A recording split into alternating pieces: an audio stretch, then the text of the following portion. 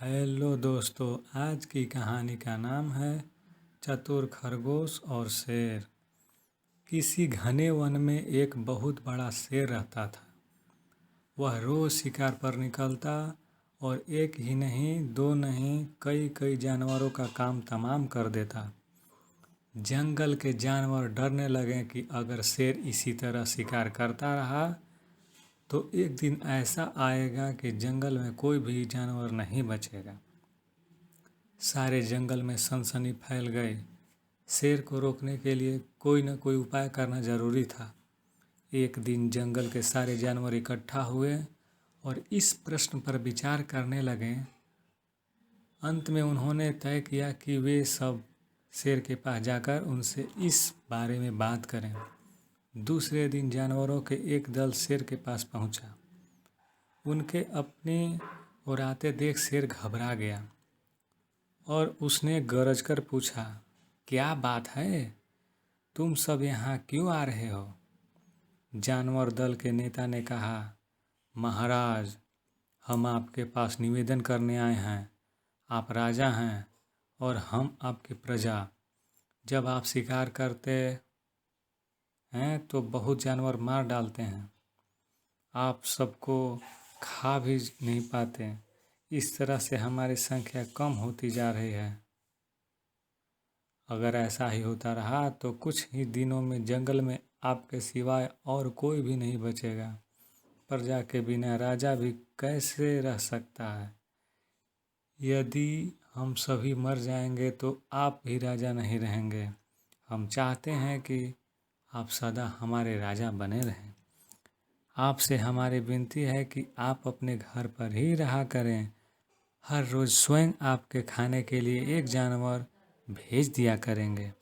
इस तरह से राजा और प्रजा दोनों ही चैन से रह सकेंगे। शेर को लगा कि जानवरों की बात में सच्चाई है। उसने पल भर सोचा, फिर बोला, अच्छी बात है, मैं तुम्हारे सुझाव को मान लेता हूँ, लेकिन याद रखना, अगर किसी भी दिन तुम्हारे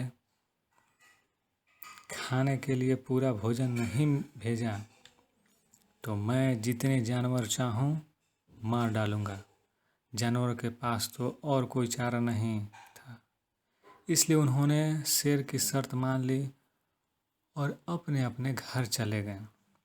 उस दिन से हर रोज़ शेर के खाने के लिए एक जानवर भेजा जाने लगा।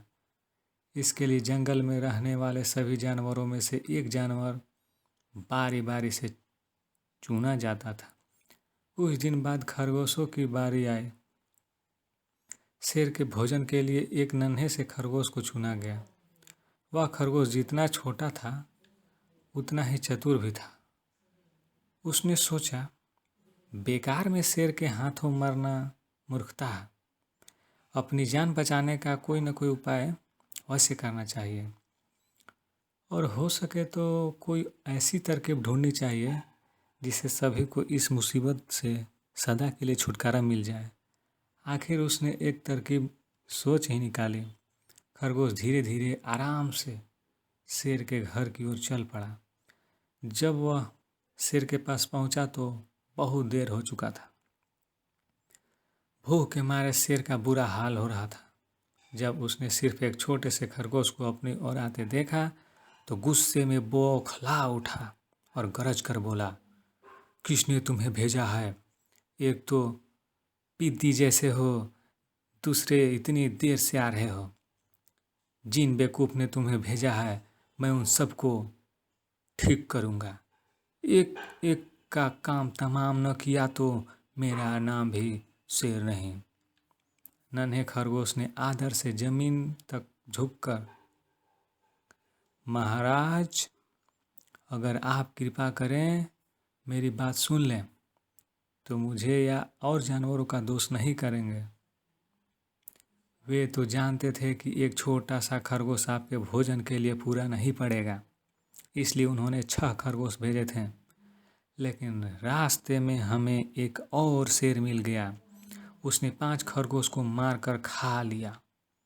यह सुनते ही शेर दहाड़ कर बोला, क्या कहा? दूसरा शेर? कौन है वह? तुमने उसे देखा महाराज? वह तो बहुत ही बड़ा शेर है, खरगोश ने कहा। वह जमीन के अंदर बड़ी एक गुफा से निकला था। वह तो मुझे ही मारने जा रहा था, पर मैंने उससे कहा, सरकार, आपको पता नहीं कि आपके क्या अंधेर कर दिया है। हम सब अपने महाराज के भोजन के लिए जा रहे थे, लेकिन आपने उनका सारा खाना खा लिया है। हमारे महाराज ऐसी बात सहन नहीं करेंगे। वे जरूर ही यहाँ आकर आपको मार डालेंगे। इस पर उसने पूछा, कौन है तुम्हारा राजा? मैंने जवाब दिया, हमारा राजा जंगल का सबसे बड़ा शेर है। खरगोश ने बोला, महाराज, मेरे ऐसा कहते ही वह गुस्से से लाल पीला होकर बोला, बेवकूफ़, इस जंगल का राजा सिर्फ मैं हूँ। यहाँ सब जानवर मेरी प्रजा हैं। मैं उनके साथ जैसा चाहूँ वैसा कर सकता हूँ। जिस मूर्ख को तुम अपना राजा कहते हो, उस चोर को मेरे सामने हाजिर करो। मैं उसे बताऊंगा कि असली राजा कौन है। महाराज, इतना सुनकर उस शेर ने आपको लिवाने के लिए मुझे यहाँ भेजा है। खरगोश की बात सुनकर शेर को बड़ा गुस्सा आया और वह बार बार गरजने लगा। उसकी भयानक गरज से सारा जंगल दहलने लगा। मुझे फौरन उस मूर्ख का पता बताओ, शेर ने दहाड़ कर कहा। जब तक मैं उसे जान से न मार दूंगा, मुझे चैन नहीं मिलेगा। बहुत अच्छा महाराज, खरगोश ने कहा। मौत ही उस दुष्ट की सजा है। अगर मैं और बड़ा और मजबूत होता तो मैं खुद ही उसके टुकड़े टुकड़े कर देता। चलो, रास्ता दिखाओ, शेर ने कहा। फौरन बताओ किधर चलना है। इधर आइए महाराज, इधर। खरगोश रास्ता दिखाते हुए शेर को एक कुएं के पास ले गया और बोला, महाराज, वह दुष्ट शेर जमीन के नीचे निकला था। जरा सावधान रहिएगा। किले में छुपा दुश्मन खतरनाक होता है। मैं उससे निपट लूँगा। शेर ने कहा, तुम यह बताओ कि वह है कहाँ? पहले जब मैं उसे देखा था तब तो वह यहीं बाहर खड़ा था। लगता है आपको आता देखकर वह किले में घुस गया। आइए, मैं आपको दिखाता हूँ। खरगोश ने कुएं के नज़दीक आकर शेर के अंदर झांकने के लिए कहा।